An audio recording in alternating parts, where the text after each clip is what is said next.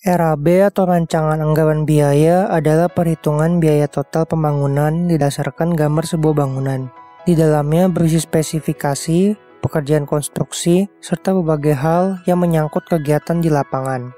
RAB dibuat agar kita memiliki acuan anggaran yang dibutuhkan pada bangunan, sehingga menjadi kontrol agar budget saat pembangunan tidak bengkak. Oleh sebab itu, seorang arsitek perlu bisa membuat RAB agar mengetahui berapa perkiraan biaya yang harus dikeluarkan klien, sehingga desain dari sang arsitek itu bisa terwujud. Meski penting, namun banyak yang belum mengetahui seluk-beluk tentang RAB. Tanpa berlama-lama lagi, mari kita bahas.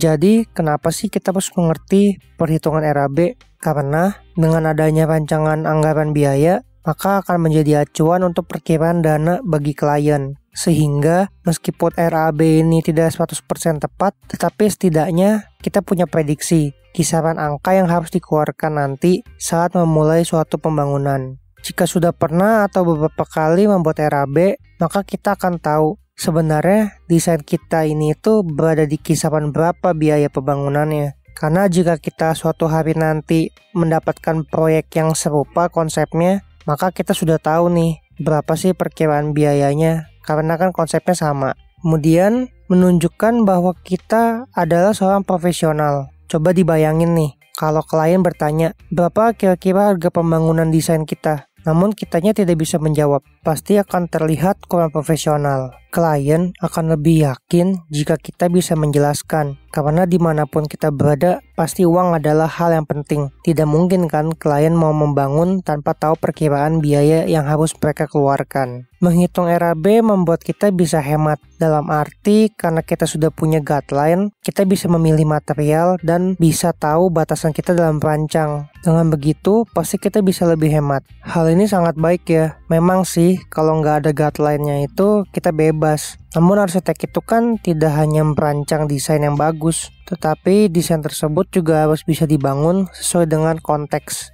yaitu sesuai dengan keadaan klien kita. Kemudian hal apa saja sih yang harus diperhatikan saat membuat RAB? Yang pertama itu gambar kerja. Sebelum membuat RAB, kita sudah harus punya gambar kerja dan sebisa mungkin dibuat selengkap mungkin. Karena data dari gambar kerja adalah data yang menjadi acuan dalam membuat RAB. Lalu volume pekerjaan. Setelah sudah ada gambar kerja, kita harus merinci ada pekerjaan apa saja, lalu volumenya berapa. Biasanya bisa menggunakan meter kuadrat, meter kubik, atau unit satuan pekerjaan. Jadi setelah kita tahu nih pekerjaannya apa aja, volumenya berapa, maka sudah saatnya kita harus mengecek setiap harga jenis pekerjaan. Biasanya upah pekerja dan biaya material itu terpisah. Namun perlu diingat ya, karena ada kemungkinan harga itu naik pada masa pembangunan, kita harus siap akan ada kenaikan harga. Karena kan biasanya rancangan anggaran biaya itu dibuat dari jauh-jauh hari. Jadi pasti saat pelaksanaan harganya berbeda.